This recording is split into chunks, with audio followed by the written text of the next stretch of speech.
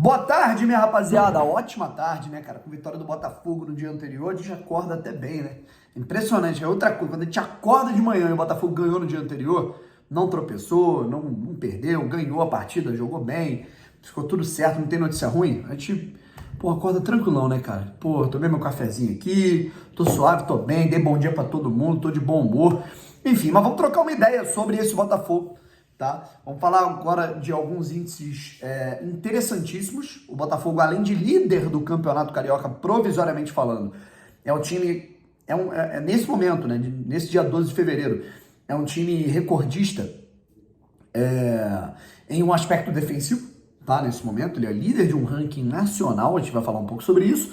E também nós vamos falar aqui sobre pontos que estão legais e pontos que ainda precisam melhorar também no Botafogo, porque a gente sabe, o Botafogo tá bem, não tá sofrendo gols, ganhou o jogo, mas algumas questões também precisam melhorar, né? Afinal, o Botafogo vai enfrentar adversários de maior nível ao longo da temporada, na Sul-Americana, na Copa do Brasil, do Campeonato Brasileiro, tá legal? Muito obrigado a todo mundo que está com 85.500, na verdade 85.250, né? 85.250 é isso mesmo. Ou seja, falta pouquinho para a gente chegar aos 85.300, que é a nossa meta aqui a curto prazo. Vamos tentar bater essa meta aí agora, né? Por agora mesmo, beleza? Vamos tentar bater agora, hoje, tá? Duvido que não tenham 50 pessoas novas aqui no canal que caíram aqui. Pô, quem que é esse cara? Vou me inscrever no canal dele, porque ele fala de Botafogo todos os dias, beleza? E vamos pra cima. O negócio é o seguinte, eu quero trocar uma ideia aqui com vocês. Vamos lá. Primeiro ponto que é muito importante, o Botafogo vencendo o Bangu, 2-0, já tivemos, inclusive, já fizemos aí o nosso pós-jogo. Para quem não viu a análise do jogo, o link vai estar aqui na descrição, é o nosso último vídeo, inclusive, é só você entrar no canal que você vai ver lá, pós-jogo, Botafogo 2, Bangu 0. E o Botafogo, né, eu acho que eu não esperava, né, na verdade, um Botafogo com um índice defensivo. Na verdade, não é nem um índice defensivo, eu vou pro aspecto geral. Eu não esperava o Botafogo tão bem nesse início de temporada, tá? Ah, Bruno, mas o Botafogo só tá ganhando de time ruim, então não sei o que. Beleza, concordo.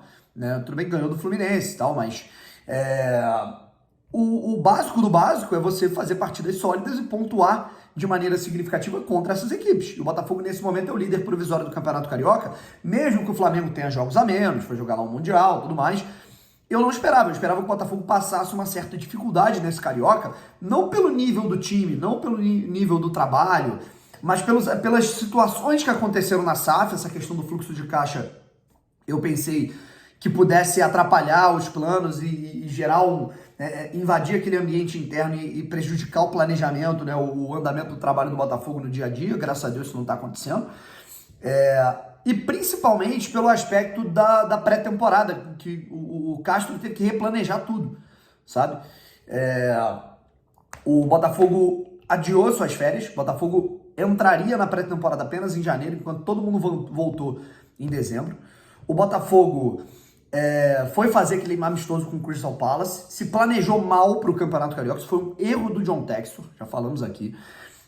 Porque o regulamento do Carioca, todo mundo já sabia então do regulamento do Carioca. Por que marcou o amistoso contra o Crystal Palace? Por que adiou pré-temporada? De qualquer maneira, o Castro conseguiu, mesmo voltando depois dos demais, utilizar o Campeonato Carioca como um teste, né, de pré-temporada, certo? Contou também, talvez muito, com o empenho de certos jogadores. A gente viu aí nas férias, Patrick de Paula, Vitor Sá, Marçal, Rafael, todo mundo treinando, ou seja, mantendo a forma física, mesmo de férias, então isso colabora. E um Luiz Castro que foi muito inteligente em alternar time principal, time reserva, time principal, time reserva, ao longo desse Campeonato Carioca, para dar rodagem, ritmo, aflorar a competitividade interna pela posição de titular, certo? Então, eu me impressionei com o Botafogo jogando tão bem nesse início em alguns aspectos, e aí a gente vai para esse recorde que é muito interessante. O Botafogo, nesse momento, tem o melhor índice defensivo do futebol brasileiro entre as séries A e B, certo? Contando esses 40 times, o Botafogo tem a menor média de gols sofridos até aqui na temporada. O Botafogo tem uma média de 0,28, né, de gols sofridos por partida. O Botafogo realizou 7 jogos oficiais nesse ano de 2023 e o Botafogo levou apenas 2 gols. Levou um gol do Audax e levou um gol do Volta Redonda, certo? E aí a gente vai lembrando, né, esse índice ele é importante, mas ele seria um índice até menor, o Botafogo dispararia ainda mais nessa liderança, nesse ranking defensivo, não fosse a estreia do Campeonato Carioca, em que o Botafogo foi comandado ali pelo Lúcio Flávio, o Botafogo entrou com o time B, né, o Botafogo B, o Botafogo Sub-23, entrou para fazer essa partida e perdeu pelo placar de 1-0 para a equipe do Audax naquele gol do meio campo que o Lucas Mezenga entregou a paçoca, certo? Então, se você tirar esse jogo, se você contar só o time do Luiz Castro, são 6 partidas e o Botafogo sofreu apenas um gol, ou seja, uma média de 0,16 de gols sofridos por jogo. O Botafogo está bem à frente do segundo colocado nesse momento, que, se eu não me engano, é o Cuiabá, em índice defensivo. E pô, o Cuiabá joga o campeonato, né, Mato Grossense, que é um campeonato de menor nível. E o Botafogo, mesmo que tenha pego ali o times menores e tudo mais, mas o Botafogo pegou o Volta Redonda, que é um time que está enchendo o saco e ganhando dos outros times. O Volta Redonda ganhou do Fluminense, ganhou do Vasco, e o Botafogo pegou o Fluminense, né? O Botafogo, no primeiro grande teste, o Botafogo venceu o jogo e teve uma solidez defensiva bem importante, sabe? Muito se fala do Lucas Perry, que foi destaque naquele jogo, mas o Lucas Perry foi destaque pelo pênalti que ele pegou, né? Porque o Fluminense não amassou o Botafogo, né, em termos de chance criada, certo? Foi um jogo que o Botafogo jogou sem bola, mas o Botafogo apresentou uma solidez defensiva muito grande. Inclusive, são pontos que eu quero destacar aqui antes de terminar esse vídeo, sabe? Eu não esperava um Botafogo tão sólido defensivamente nesse início, pelo ritmo, pela intensidade.